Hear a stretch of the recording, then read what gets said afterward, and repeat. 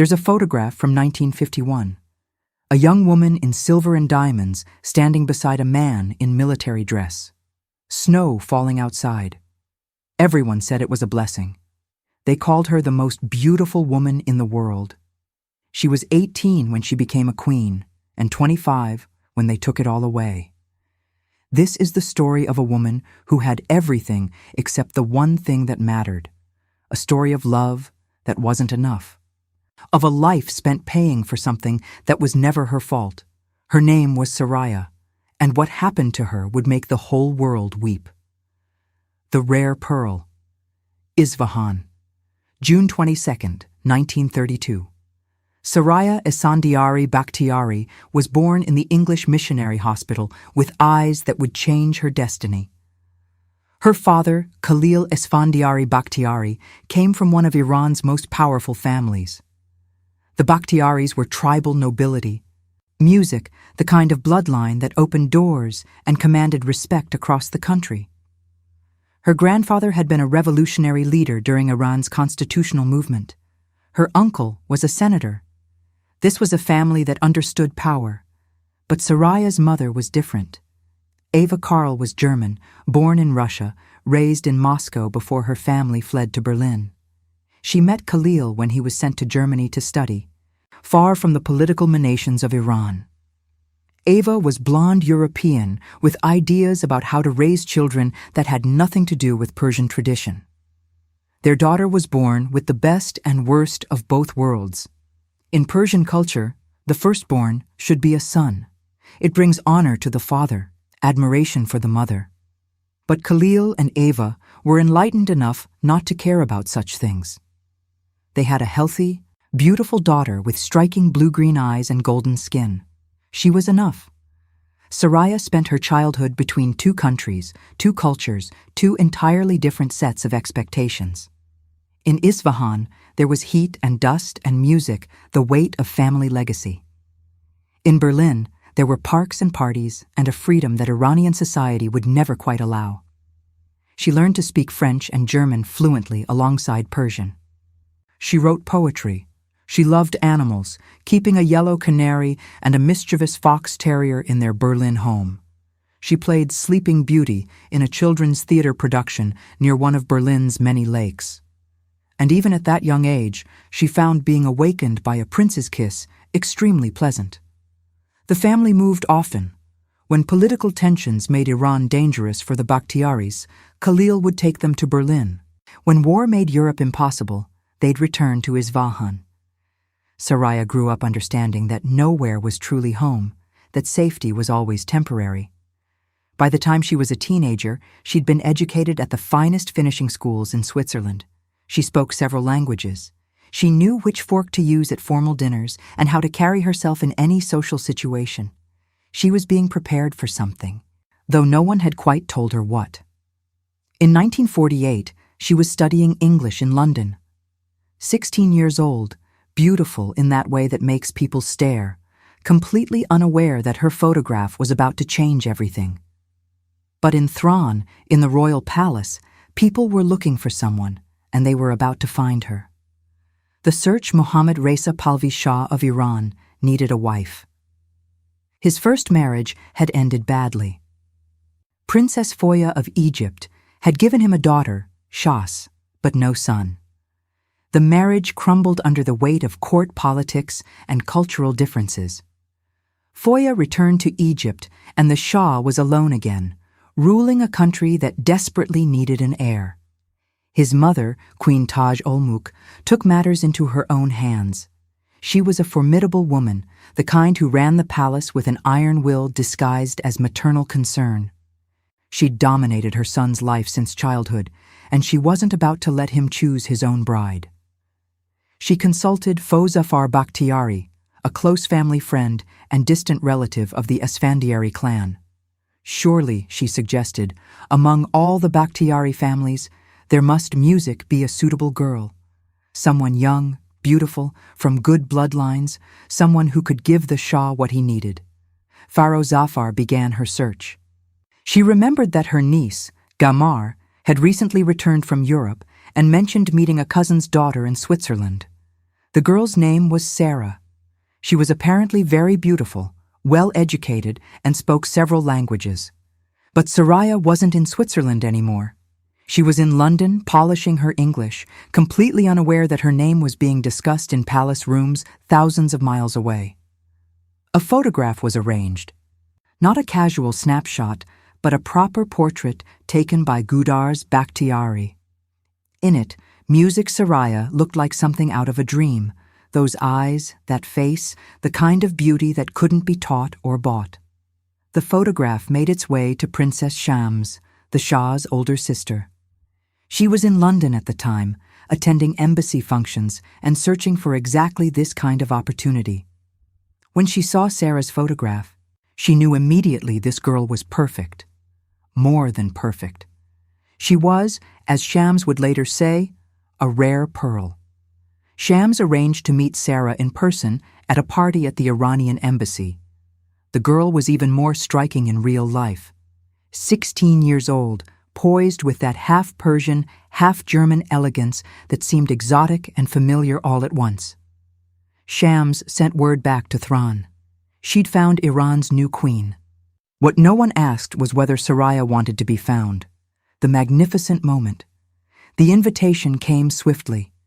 Would Soraya and her father like to visit Thairan? Just a casual trip to see the palace, meet the family. Nothing formal. But everyone knew what it really was. An audition. Sarah arrived in Thrawn with her father in 1948. She was 16 years old and terrified, though she'd never admit it.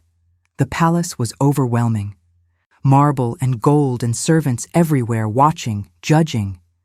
This wasn't Berlin or Isfahan. This was the center of an empire. And then Mohammad Reza walked into the room. He wore his military uniform, pressed and perfect. At 32 years old, he carried himself with the bearing of a man who'd been raised to rule. But there was something else too. A melancholy in his eyes. A loneliness that Soraya recognized because she felt it too. She would later describe him as magnificent. Love struck her like lightning, the way it does when you're 16 and standing in a palace and a Shah is looking at you like you're the only person in the world. For Mohammad Reza, the feeling was mutual. He'd seen beautiful women before. The palace was full of them. But Sarah was different. She had substance beneath the beauty, intelligence, fire. She didn't simp or flatter. She looked him in the eye. The very next day, Khalil Esfandiari received news. The Shah wanted to marry his daughter right away. Did she agree? Khalil asked Soraya the question carefully. Are you ready to marry him? This is a decision you can't undo.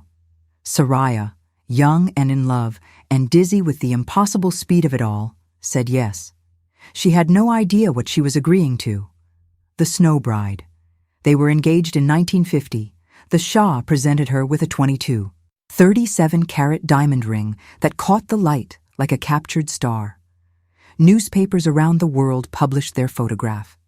The young Shah and his beautiful bride-to-be. A modern fairy tale for a new era.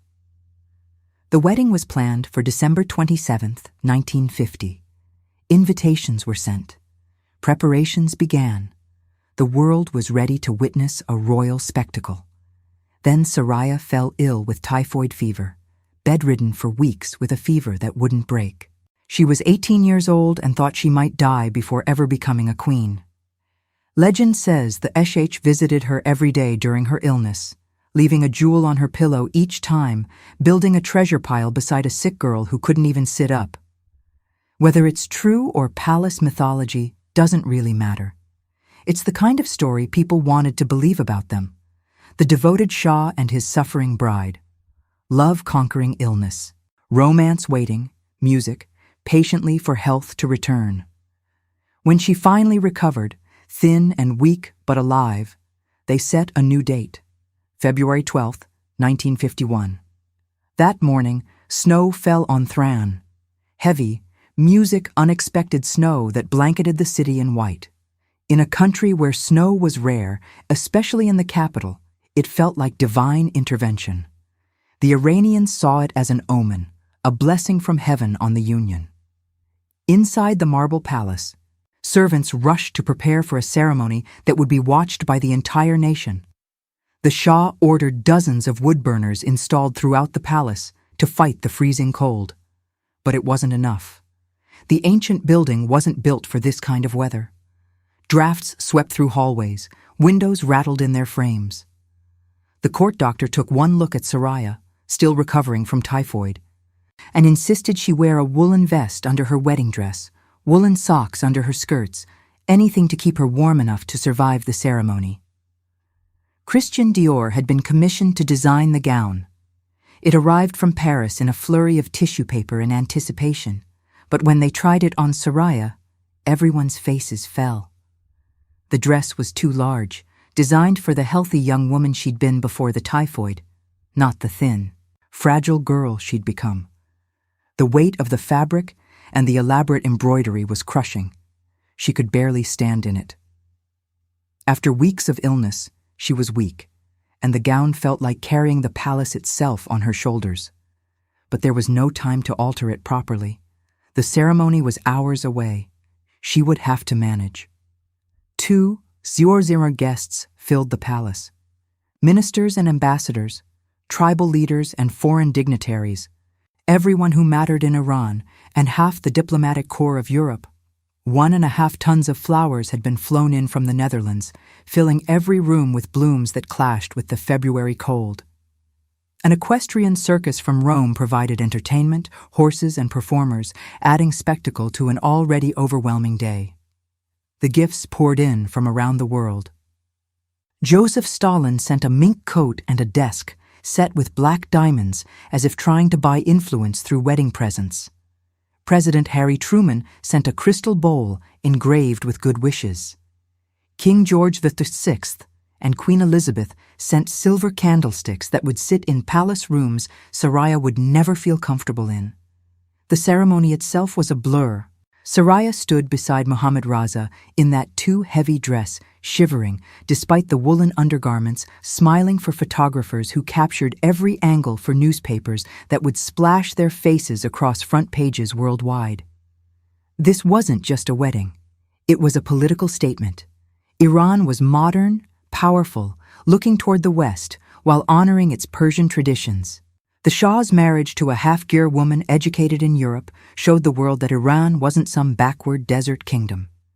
It was cosmopolitan, sophisticated, ready to music take its place among the great nations. And at the center of it all was an 18-year-old girl in silver and diamonds, barely able to support the weight of her own gown, marrying a man she'd known for less than 2 years, becoming the queen of a country she barely understood. Soraya became queen of Iran at 18 years old, standing in a freezing palace while snow fell outside, and 200 people watched her every move. The snow kept falling throughout the ceremony, throughout the reception, throughout that first night as a married woman in a palace that would never quite feel like home. Everyone said it was a good omen, a blessing. But inside the palace, the warmth everyone expected never quite arrived. Not that day, not in all the years that followed. From the first day, Sarah learned what it meant to marry into the Pahlavi family. The Shah's mother hated her. It was that simple and that brutal. Queen Taj Oluk had dominated her son's life for decades, and she saw every wife as a rival for his affection. She'd treated Foya the same way, with constant snubbing and petty humiliations. Now it was Soraya's turn. The Shah's sisters joined in. They whispered about her German blood, her Catholic upbringing, her European manners. They found fault with everything from how she walked, to how she spoke, to how she held her teacup.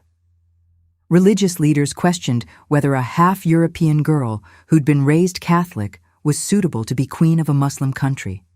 The marriage had required special dispensation, and many traditionalists never quite accepted it. Soraya tried to ignore it all. She threw herself into charitable work, heading the family foundation that supported Iran's poor. She visited hospitals and orphanages. She connected with regular people in a way that court life tried to prevent. The Iranian people loved her for it. They saw her genuine warmth, her real concern for their welfare. But at home, in the palace, she was fighting battles on every front. The worst of it came from Nest Perron, the Shah's Swiss best friend and private secretary. Soraya despised him immediately. She described him as a man who detested all women, who spread poison through the palace like a gardener planting weeds. Perron was, according to Soraya, cunning and perfidious, a Machiavellian figure who roused hatred and reveled in intrigue. The problem was that Mohammad Reza trusted Perron completely. Every morning, the two men met to discuss affairs of state in French. Perron's advice carried more weight than anyone else's, including Sarah's. She was the queen, but this Swiss secretary held the real power. The marriage that had started with such passion began to strain under these pressures. Mohammad Reza was caught between his wife and his mother, between his love for Sarah and his dependence on Perron. He withdrew into himself, somber and distressed, and then the political crisis came. In 1951, Prime Minister Mohammad Mossadegh began nationalizing Iran's oil industry, music, and stripping power from the Shah. The country descended into chaos. Mohammad Reza fell into deep depression, paralyzed music by indecision. Soraya watched her husband crumble, and she did what queens throughout history have done when their king's music fail. She became stronger. One day, she confronted him directly. She demanded he stop moping around the palace and take action. She pushed him to launch a coup against Mossadegh's government. It was Lady Macbeth territory, a queen urging her husband to seize power by force. In August 1953, when the coup attempt initially failed and Mohammad Reza had to flee Iran briefly, Sarah went with him. They escaped to Rome, waiting to see if the monarchy would survive. It did. The coup succeeded. The Shah returned to Tehran in triumph. But the cost of all that stress, all that political maneuvering, all those months of uncertainty was starting to show. Soraya was exhausted, and she still hadn't done the one thing everyone expected of her. She hadn't given Iran an heir. The desperate years. The pressure started subtly. Questions from the Queen Mother about when she might expect a grandchild.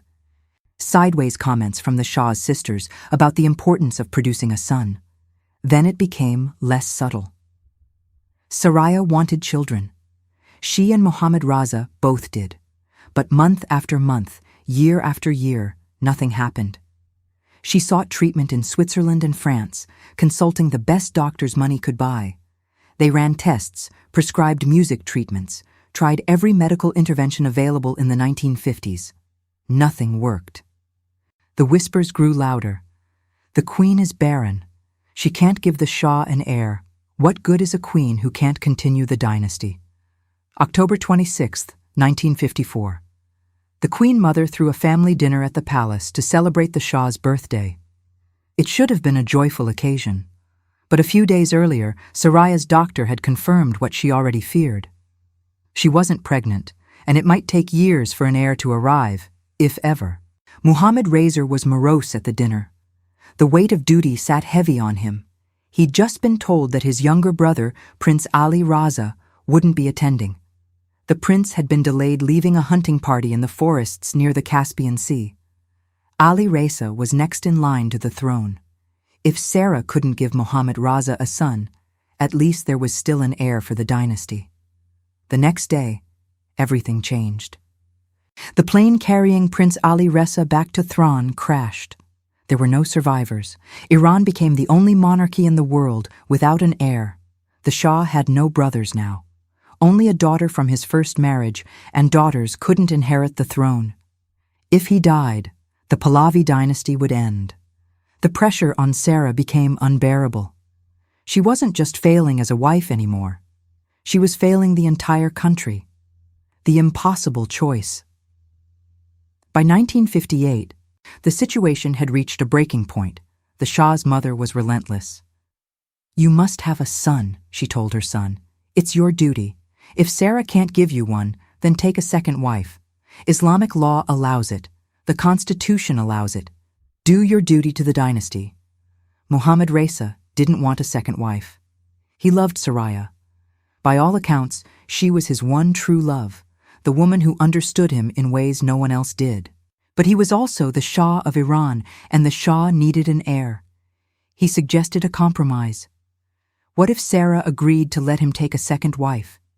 She would remain his first wife, his true queen, but he would marry another woman just long enough to produce a son.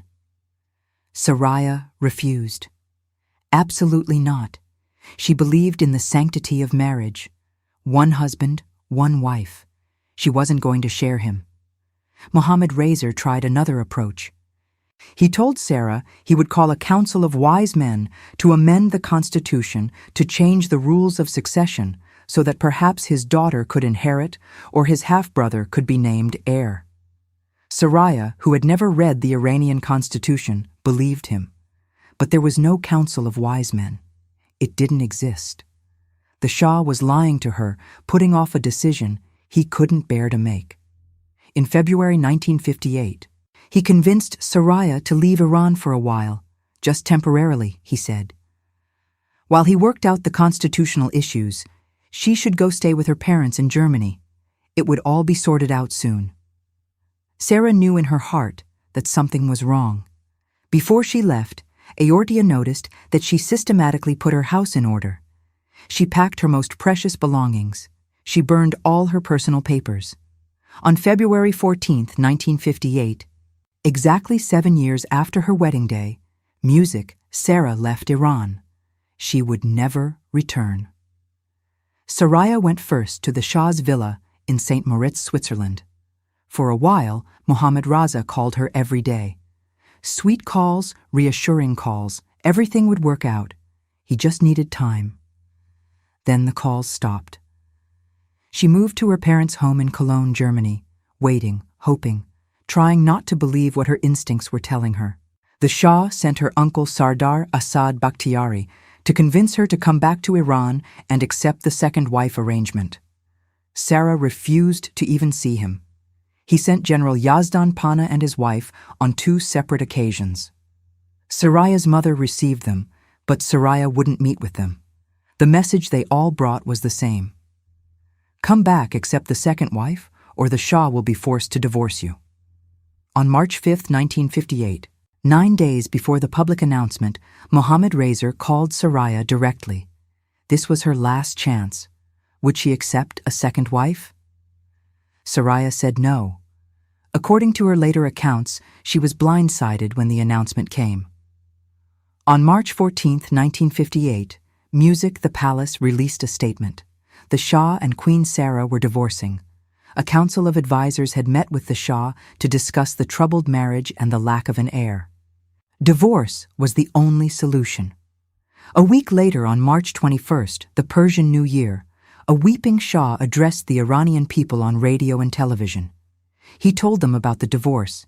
He said he would not remarry in haste. The British ambassador to Iran later reported that Sarah was the Shah's only true love, that he was a man at an emotional crossroads, happy to be able to marry again, unable to bring himself to face what he'd just done. From her parents' home in Germany, Sarah issued her own statement. She said that since the Shah deemed it necessary for his successor to be of direct male descent, she would sacrifice her own happiness for the future of the state and the welfare of the people. She consented to the separation.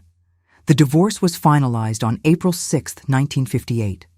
Soraya was 25 years old. She'd been Queen of Iran for exactly 7 years. Every photograph of her was ordered removed from the streets. Her pictures were torn out of school books.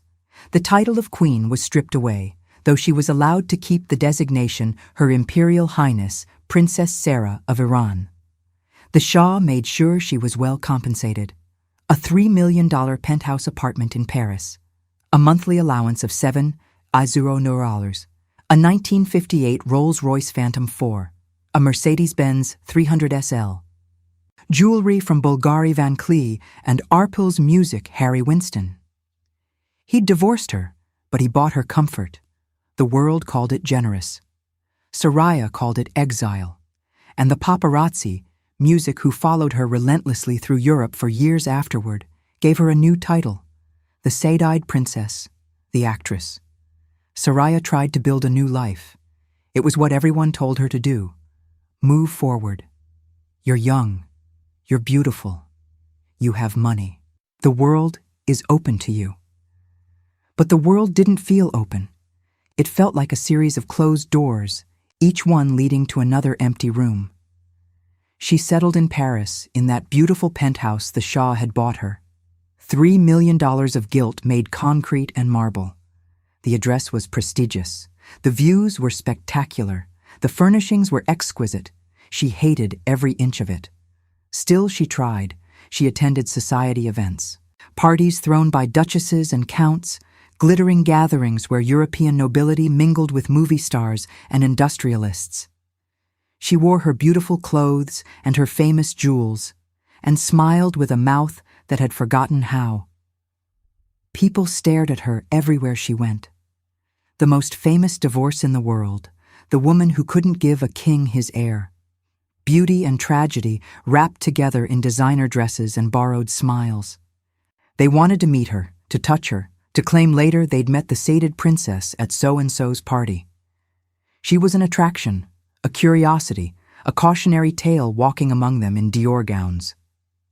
She dated, trying to fill the void where her marriage used to be. There was Maximilian Schell, the Austrian actor with dark good looks and intellectual intensity. For a while, people whispered that they might marry, but it never quite happened. Then Guy Sachs, the industrial heir and photographer, rich and charming, and part of the jeté crowd that moved between Saint-Roch and Gstaad. Another relationship that photographers documented and gossip columns dissected. Another man who couldn't quite fill the space left by a Shah.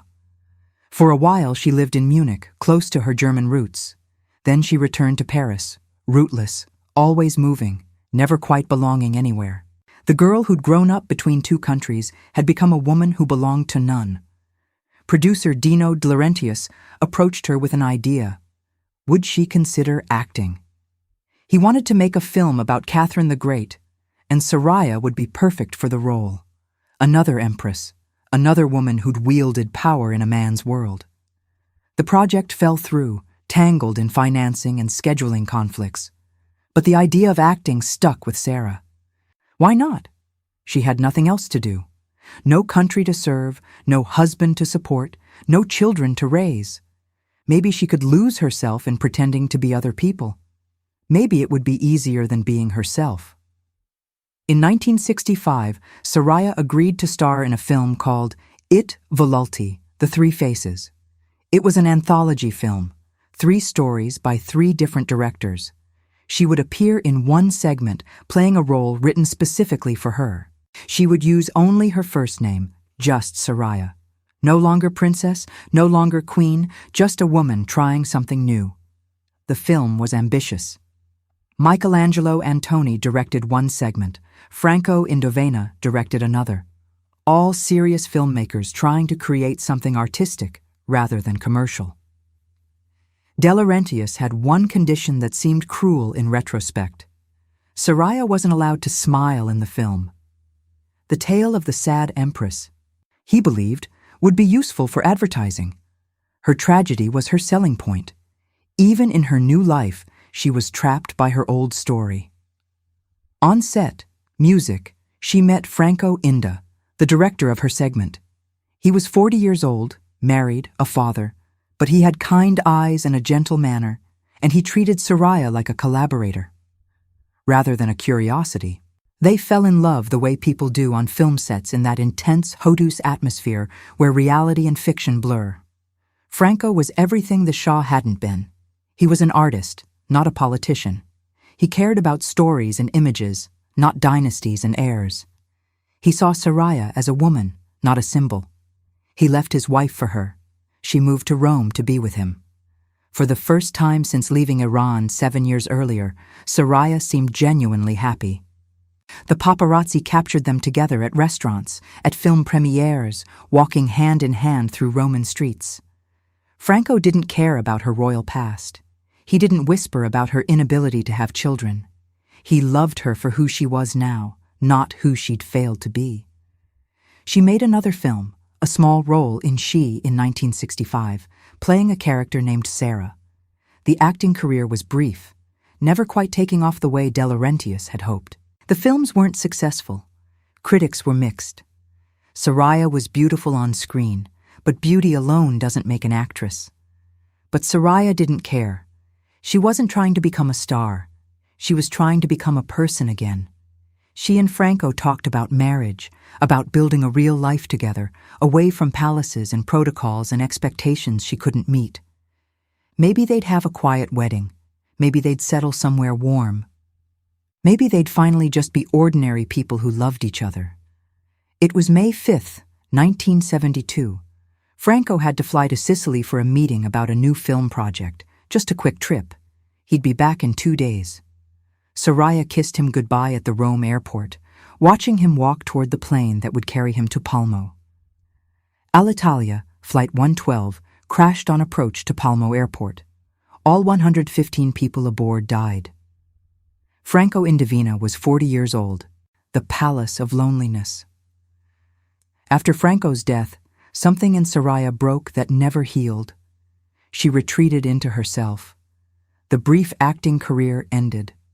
The society appearances became rarer. She lived in her Paris apartment, surrounded by memories and jewels, and the ghosts of lives she'd almost lived. Depression consumed her, the kind that makes the world gray and distant, that steals color from everything. She'd lost Franco the same way the Shah had lost his brother.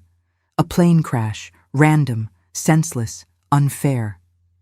Her friend Massimoya tried to help.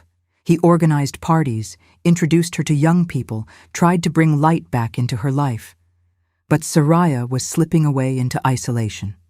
She wrote a memoir in 1991 called L'Upal de Solitudes, The Palace of Loneliness.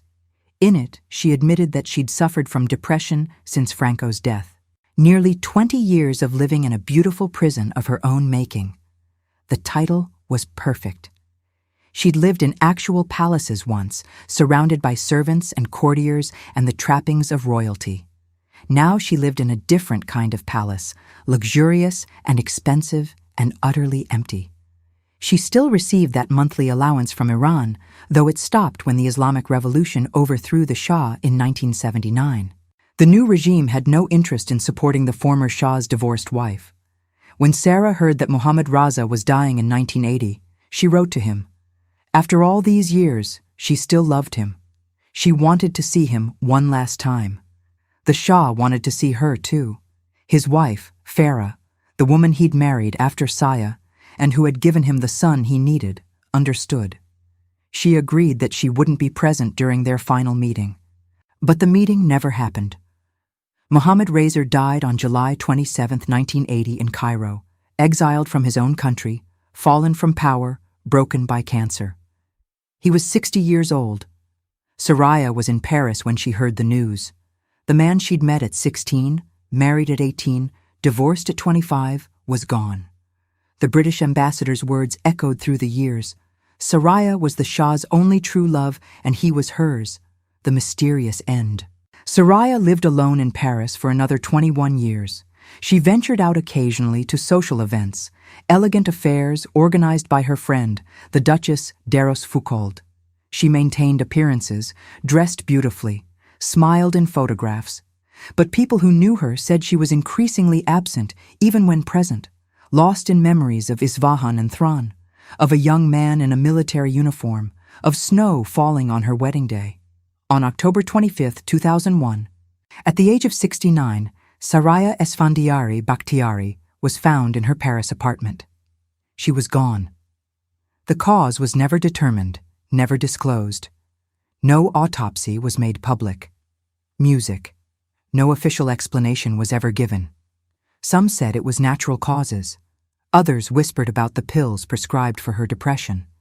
A few suggested something darker, though nothing was ever proven. The mystery of her passing added one final layer to her tragic story. The sad-eyed princess had lived a life of unanswered questions, and she left the world with one more. A week after Soraya's passing, her younger brother Bjan died. The grief of losing his sister was more than he could bear. On November 6th, 2001. Sarah's funeral was held at the American Cathedral in Paris. The Shah's twin sister, Princess Ashraf Pahlavi, attended. So did his half-brother, Prince Gholam Reza Pahlavi, representatives from the life she'd left behind decades ago. She was buried in the Westfriedhof Cemetery in Munich, alongside her parents. Later, Bian was buried there too.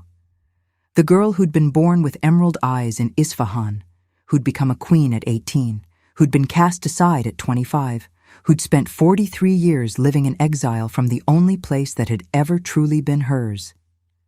She rested finally, away from cameras, away from expectations, away from the weight of being a symbol instead of a person. The legacy. Years after her passing, Sarah's story endures. French songwriter François Malachor wrote a song inspired by her divorce. Je pleure. I want to cry like Sarah. It became a hit, turning her pain into poetry. Music, a rose was named after her. The Empress Sarah, bred by French rose grower François Maillon. A flower to commemorate a woman who'd been plucked from one garden and withered in another. In 2003, an Italian-German television movie told her story with Anna Vallée playing Sarah and Errol Sander as the Shah. They tried to capture the tragedy, the beauty, the impossible choices. Books were written, articles published. Her jewelry went to auction, fetching millions. The diamonds that had once adorned a queen music sold to private collectors who would never know the weight of wearing them. Social media in Iran discovered her in the 2000s and 10s. A new generation born long after the revolution found her photographs online. They shared images of her emerald eyes, her perfect face, her elegant clothes. They called her the most beautiful woman in history. But beauty wasn't what destroyed Soraya. Beauty destroyed her. The expectation that a woman's worth was measured in the sons she could produce. The ancient idea that a queen who couldn't give an heir music had failed at her only real purpose. She'd been charitable and kind. She'd connected with the Iranian people in ways that mattered. She'd supported her husband through political crises that might have toppled his throne. She'd loved him. Genuinely, completely, none of it was enough because she couldn't do the one thing that biology and bad luck had made impossible. The Shah remarried in 1959, less than 18 months after divorcing Sarah. His third wife, Farada, was 21 years old. Within a year, she gave him a son. Crown Prince Raza was born on October 31st, 1960. Everything Soraya had lost her crown for trying to provide. When the Islamic Revolution came in 1979, it swept away the entire Pahlavi dynasty. The Shah fled into exile with Farah and their children. He died in Cairo a year later, sick and broken and far from home. The son he'd needed so desperately never got to inherit the throne. The heir who'd cost Soraya everything was still a teenager when his father's kingdom collapsed. All of it. The divorce, the heartbreak, the sacrifice, had been for nothing. Soraya knew this. She lived long enough to see the Shah die in exile, to see the monarchy fall, to see the cruel irony of history's judgment. She spent her final decades in that Paris apartment, surrounded by luxury that couldn't buy happiness, beauty that couldn't erase loneliness, memories of a love that had consumed her entire life, and music left her with nothing but ghosts. The sad-eyed princess, the queen of sorrow, the woman who'd been cast aside for failing at something she'd never had control over. Her story is a reminder of what we do to women when we reduce them to their biological functions, when we measure their worth in heirs produced and dynasties continued, when we forget that behind the crown and the jewels and the photographs is a human being who can break. Soraya broke. Not all at once, but slowly over decades, each loss adding another music crack. Franco's death, the Shah's death, the years of exile, the weight of being famous for tragedy. She deserved better. She deserved to be remembered for her kindness, her strength during the Mossadegh crisis, her genuine care for Iran's poor, her courage, music, in refusing to share her husband with another woman.